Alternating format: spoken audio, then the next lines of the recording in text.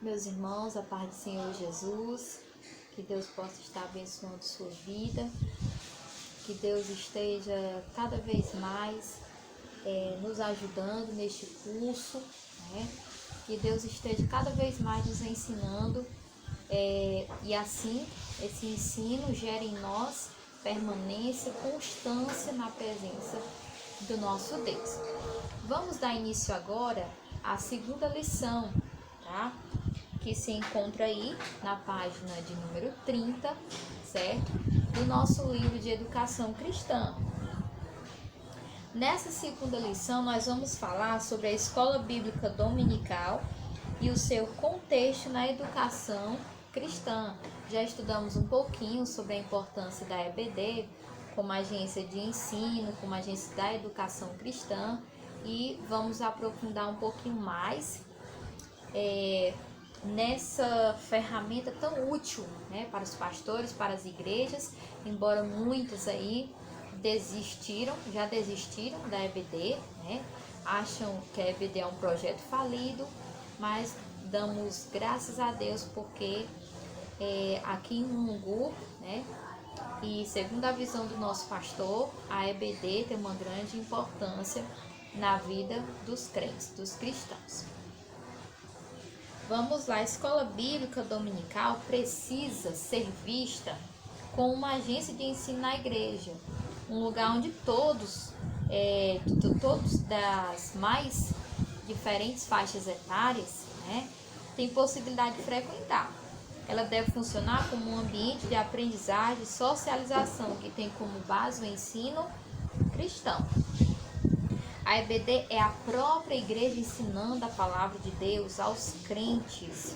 Tá aí a resposta da lição de número 2, tá? A primeira resposta se encontra aí. Chama-se dominical por quê?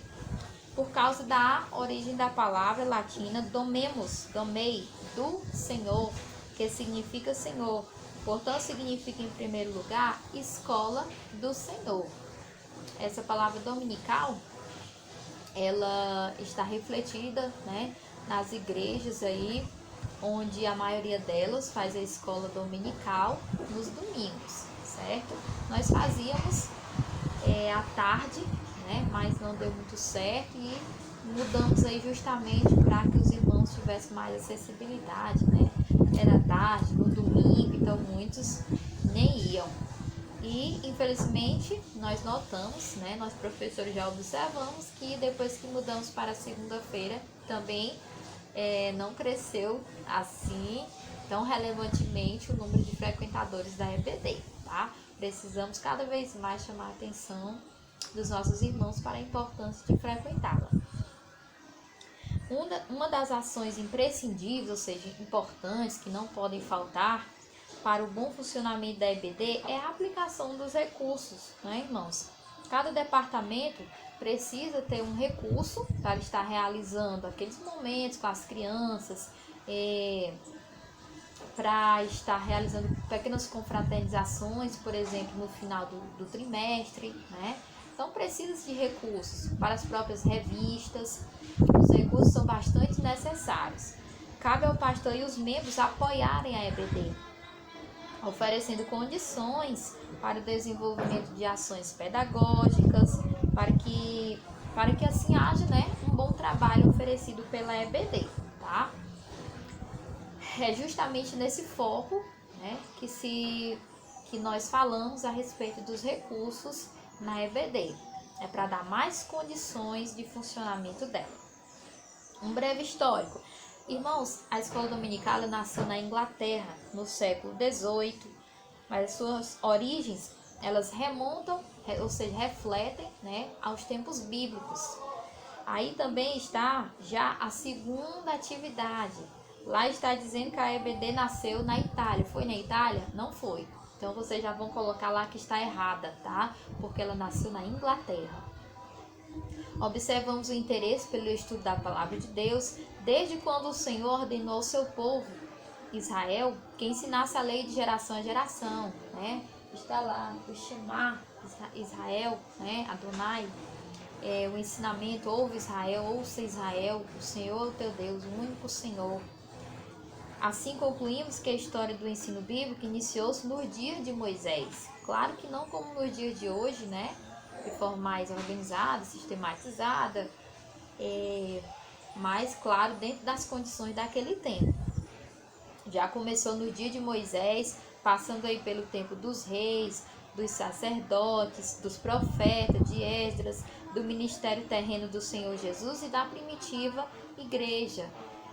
Esse ensinamento, essa escola bíblica, ela começou, né, justamente nesses tempos aí, nos tempos bíblicos, desde Moisés, aí passando toda a história, né, lembramos ali de quando Neemias juntou todo o povo para que eles pudessem meditar na lei do Senhor, e ali houve grande pranto, grande arrependimento por parte do povo de Israel.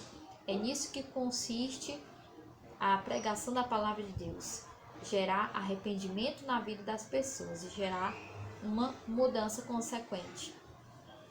Os movimentos que antecederam a criação da EBD. Antes da criação oficial dessa escola, surgiram alguns movimentos de estudos bíblicos que marcaram a história da igreja após a Reforma Protestante. Quais foram eles? Vamos lá. Em 1737, John Wesley iniciou estudos bíblicos dominicais em Savannah, na Geórgia. Entre 1763 e 1769, Hannah Balmore, uma senhora metodista, começou estudos bíblicos em sua própria casa. E a partir de 1769, nas dependências da igreja anglicana.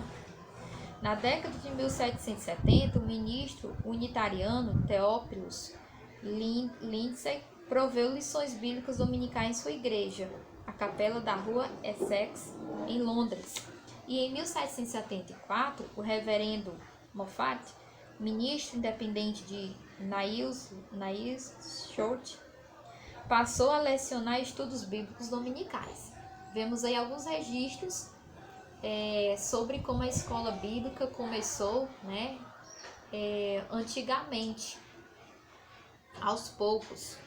Movimentos que surgiram simultaneamente durante a criação. Já vimos o antes, agora vamos ver durante a criação da EBD.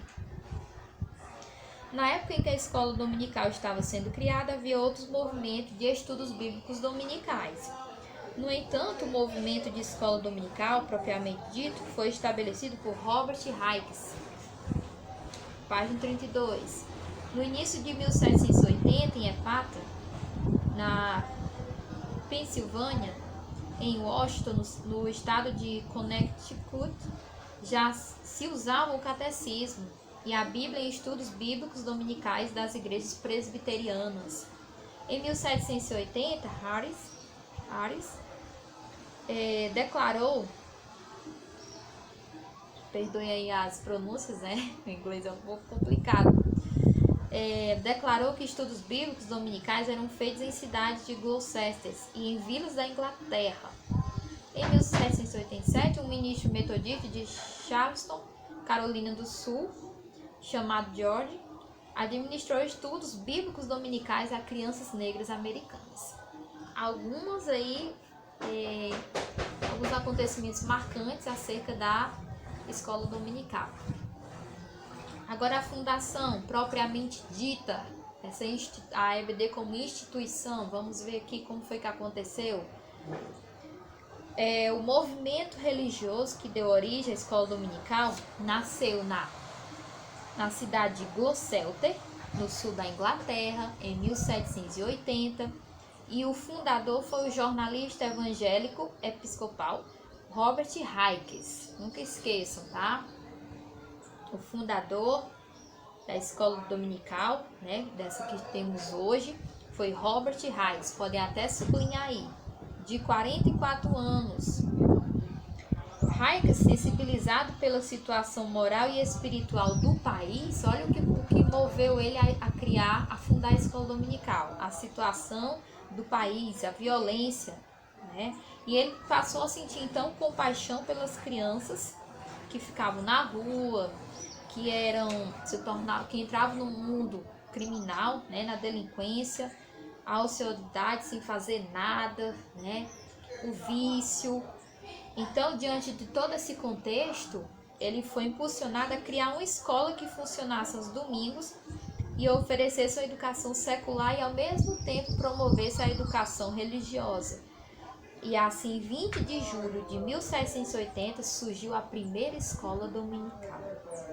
Sublinha aí, julho de 1780, por Robert Hikes, certo? A escola criada por ele possuía uma estrutura, conforme nós veremos aqui, além do ensino da Bíblia, também era ministrado às crianças rudimentos de linguagem, aritmética, instrução moral e cívica. Era um contexto, né? Uma educação cristã misturada com uma educação social, como nós estudamos na lição passada, tá? Ele juntou essas duas fontes de educação e ali começou a ensinar aquelas crianças, né? Para que elas pudessem ter um futuro melhor. O ensino bíblico era realizado quase sempre através da leitura e recitação. Depois foi adotada a prática de comentar os versículos lidos. Uma boa estratégia, né, irmãos? De ensinar, né, a classe dos adolescentes, das crianças, enfim, tá? Dentro das condições, é claro. Se der para fazer, é uma técnica bem importante, né? Inicialmente, ele fundou 7 escolas dominicais na sua própria cidade, na página 33. Cada um possuía cerca de 30 alunos. No dia 3 de novembro, ele publicou em seu jornal a transformação ocorrida na vida de 2 crianças. Esta data foi utilizada como o dia natalício da educação da escola dominical. No início, houve resistência ao trabalho de Hikes por parte de alguns líderes da igreja, que julgavam estar profanando o domingo sagrado e profanando as suas igrejas com as crianças ainda não comportadas, mas não impediu que a ideia de Hikes se propagasse por toda a Inglaterra. O movimento foi apoiado por João Wesley. Que coisa maravilhosa, né? Imagina só o impacto que aquelas crianças, que as famílias vivenciaram através desses ensinos, observando o comportamento das crianças sendo transformado. Isso é maravilhoso, irmãos, né? Isso é transformador na vida de muitas pessoas. 4 anos depois do início do movimento, a escola dominical já contava com 250 mil alunos matriculados. Em 1785, organizou-se em Londres a Sociedade para a Promoção das Escolas Dominicais nos Domingos Britânicos. Está aí um pouquinho, né, dessa história, desse marco inicial importante quando nós estudamos sobre a escola dominical. Agora nós vamos ver um pouquinho do contexto da escola dominical aqui no Brasil. Ela se iniciou-se em Petrópolis, no Rio de Janeiro, no dia 19 de agosto de 1855, na casa do médico e missionário escocês Robert Calley. Nesse primeiro dia havia 5 crianças presentes e a esposa, Sarah Calley. Contou-lhes a história de Jonas. Com o passar do tempo, a quantidade de alunos só aumentou. Após o sucesso com as crianças, o casal Calley resolveu iniciá-los para jovens e adultos e transferi-los para o Rio de Janeiro com o intuito de ampliar esse trabalho, dando assim início à Igreja Evangélica Congregacional no Brasil. Olha aí como surgiu essa instituição, né? A Igreja Evangélica Congregacional no Brasil. Talvez alguns de vocês conheçam, ou já tenham ouvido falar, né? A escola dominical avançou por todo o país, de norte a sul, de leste a oeste. Pessoas impulsionadas pelo Espírito Santo de diferentes igrejas difundiram a ideia de Hikes, página 34. Atualmente existem milhões de alunos que estudam na escola dominical em milhares de igrejas em todo o mundo. Gente, esse projeto, né, desse missionário se expandiu de forma significativa, cresceu bastante. Os pastores, os líderes das igrejas começaram a ver a importância dessa escola dominical, a ver como uma estratégia de convidar as pessoas, né, a estarem ouvindo a palavra do Senhor. O projeto dele foi aperfeiçoado e hoje a escola dominical alcança não apenas as crianças, mas pessoas de todas as idades e utiliza um material rico em conteúdo apropriado para todas as faixas etárias. O pastor Antônio Gilberto, reconhecendo o trabalho criado por Raikes, faz a seguinte declaração.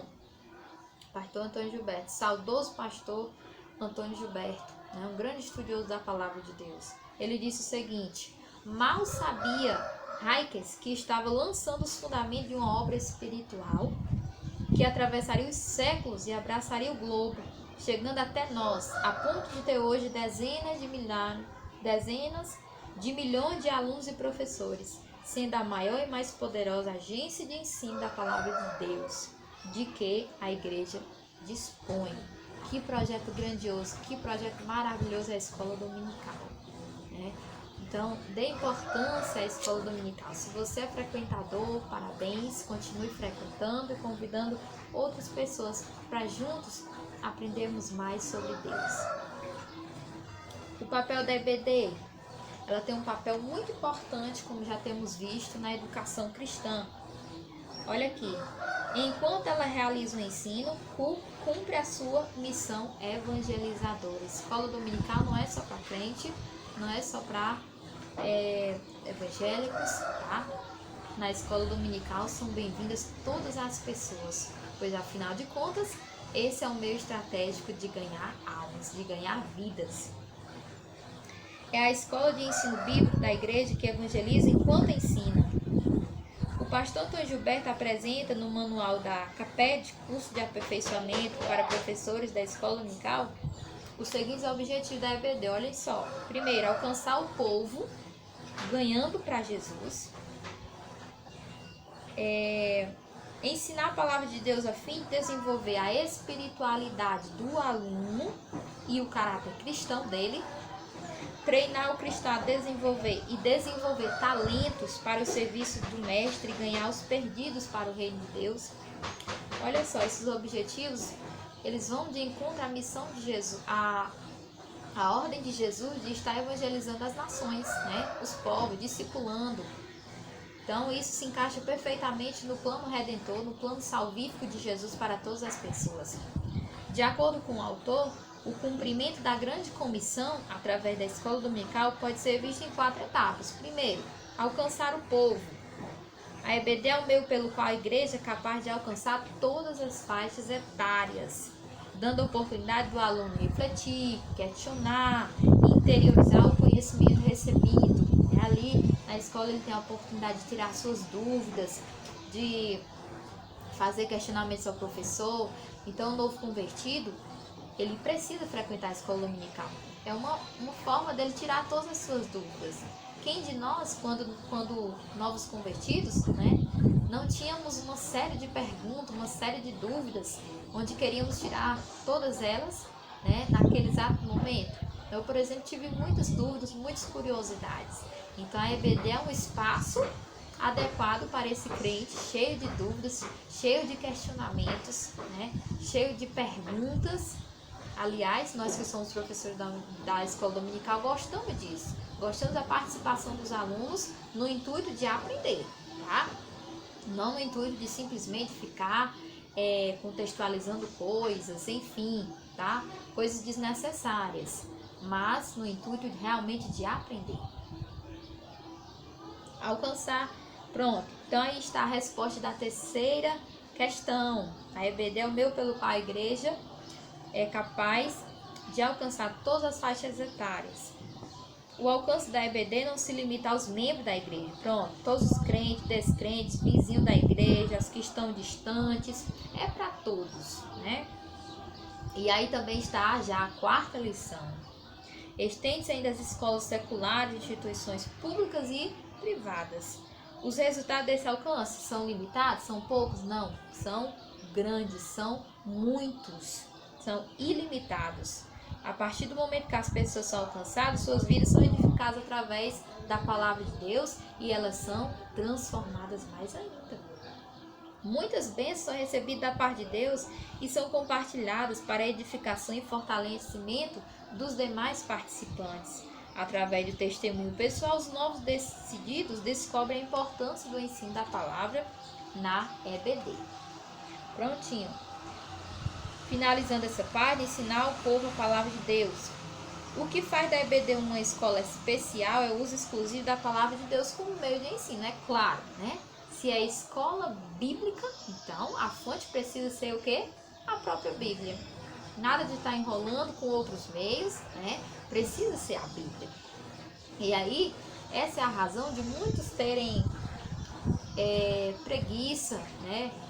De estarem dispostos a aprender a palavra de Deus. Porque eles não têm paciência de sentar, né? Uma hora e meia para aprender, né? De tirar dúvidas, certo? Então, muitos não têm essa paciência, né? E acabam não frequentando a escola dominical, porque ela trata justamente unicamente, restritamente da palavra de Deus. É sem dúvida um meio eficaz de promover educação e instrução, visando prioritariamente o coração e o intelecto do aluno. De acordo com o escritor da Carta aos Hebreus, o ensino da palavra atinge o coração e a mente. Porém, seus corações me leem, sobre as suas mentes a escreverei. A palavra de Deus deve ser ensinada com seriedade e esmero. O professor deve apropriar-se dos mais eficazes recursos educacionais que estejam à sua disposição. Daí relembramos aqui a importância dos recursos, né? Ele precisa de recursos justamente para utilizar de meios, né? Precisa de uma lousa, precisa de livros, precisa de um projetor, né? Para estar repassando suas aulas. Nós que somos da classe dos adultos, nós queríamos muito já ter comprado um projetor, né? Para transmitir a imagem lá na parede para os alunos verem. Só que as condições ainda não permitiram, né? Até porque um aparelho desse é um pouquinho caro, né? Então aqui entendemos a importância de termos recursos na EBD. A Bíblia deve ser usada, pronto, aí está a quinta resposta, tá? A palavra de Deus deve ser ensinada com seriedade e esmero. A Bíblia deve ser usada como livro-texto da EBD e ocupar o centro de ensino. Todo material didático adotado servirá apenas como auxílio para a interpretação e aplicação da palavra de Deus. Então, os materiais são extras, mas a prioridade, o centro é a Bíblia, a palavra. Todo professor deveria fazer o seguinte questionamento: o que eu devo ensinar? O que me faz pensar que seria um bom professor? Ou um professor aceitável? Que qualidades, que características, que aprendizagem eu trago para a situação de ensino que me permitam realizar um trabalho eficiente? São algumas perguntas para mim, né, e para os demais professores da escola dominical. Ganhar os perdidos para Cristo. Quando Robert Hicks fundou a escola dominical, ele visava alcançar as crianças não salvas. O propósito da escola era, além de educar, evangelizar e ganhar almas para Cristo. A escola dominical atualmente ainda é um meio eficaz de evangelização, né? Como agência evangelizadora da igreja, a EBD deve alcançar os perdidos. O sucesso dessa obra está na aplicação da palavra de Deus e a confiança na atuação do Espírito Santo. Cabe ao professor incentivar os seus alunos a convidarem pessoas não crentes para participarem das aulas. Está aí a resposta da sexta questão. Cabe ao professor incentivar os seus alunos a convidarem pessoas para participarem das aulas. Página 37. Durante o ensino, ele deve criar oportunidades para que as pessoas aceitem a salvação em Jesus Cristo. Durante as aulas, há que ser criado um clima favorável, questionamentos por parte dos alunos, oferecendo condições de usar princípios hermenêuticos em confrontações com a Bíblia. A conversão ocorre quando há uma compreensão da palavra de Deus que está sendo ensinada. O eunuco mordomo Mor de Candace, rainha dos etíopes, precisou da ajuda de Felipe para compreender o texto do profeta Isaías. Então, muitas vezes nós precisamos, é claro, da hermenêutica, né? Que é a interpretação das escrituras. A Bíblia não pode ser pregada do jeito que eu penso, do jeito que eu acho, no achismo, no disse-me-disse, no eu ouvi falar. Então é preciso ter hermenêutica, né? Precisa haver uma interpretação. Quando nós somos novos convertidos, nós não temos essas noções, né? Nós somos inocentes ainda, mas ao passar do tempo, né? Aqueles que têm condições, é bom que eles procurem entender as escrituras sagradas, né? Estudem a cultura do povo de Israel e, gente, isso é maravilhoso. Quando estudamos a cultura daquele povo, quando estudamos os feitos de Deus, é muito edificante para as nossas vidas.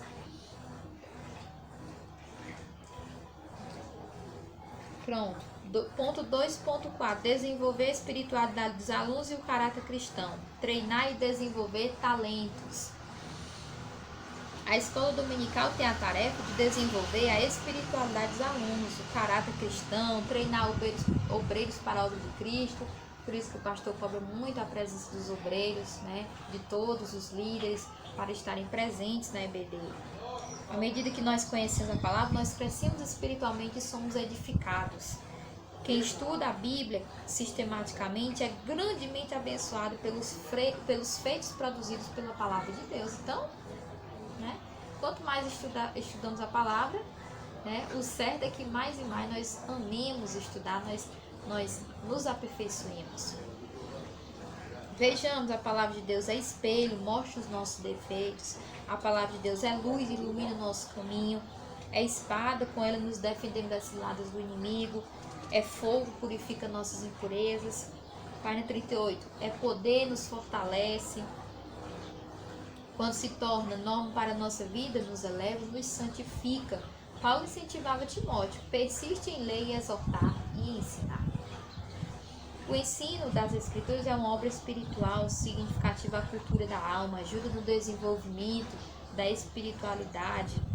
Então, para desenvolver a espiritualidade dos alunos, a igreja precisa promover a maturidade no novo crente e aperfeiçoar os membros através de estudo, de atividade, responsabilidade na igreja, enfim.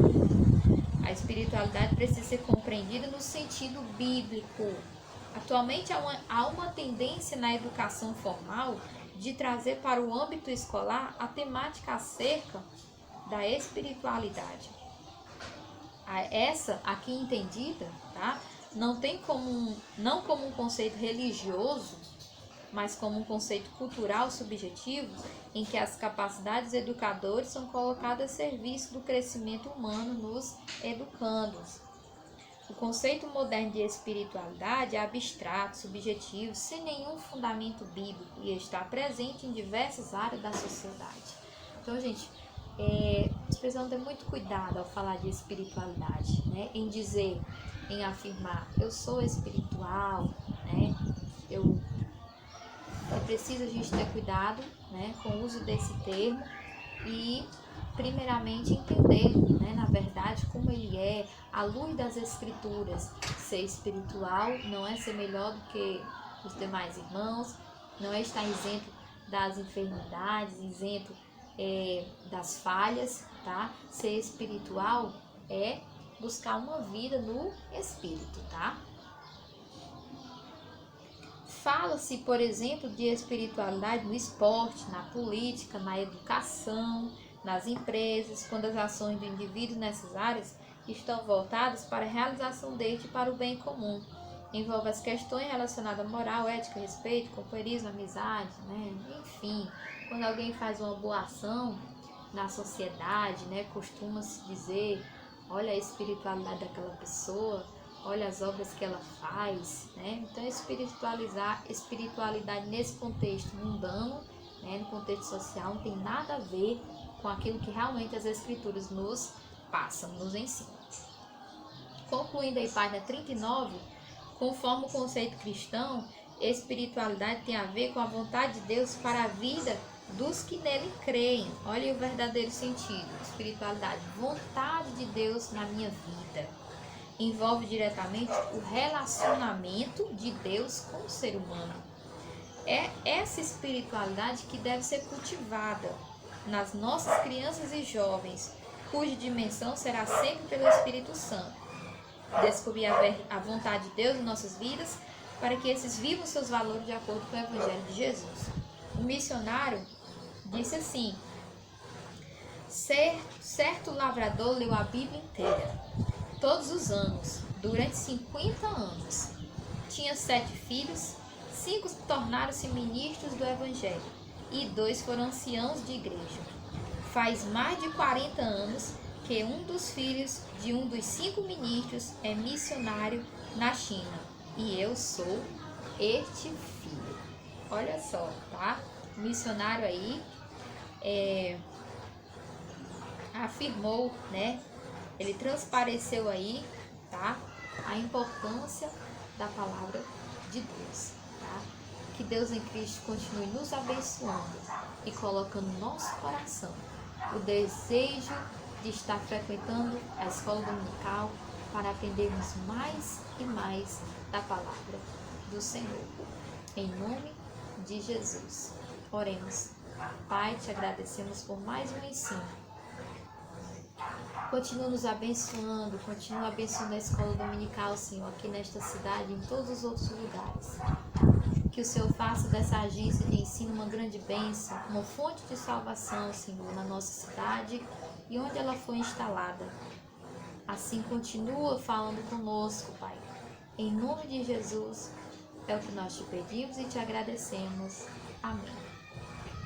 Que Deus te abençoe, em nome de Jesus. E a única resposta que está errada aí nessa lição é a de número 2. Só esta que está errada, as outras estão certas. A paz do Senhor para todos.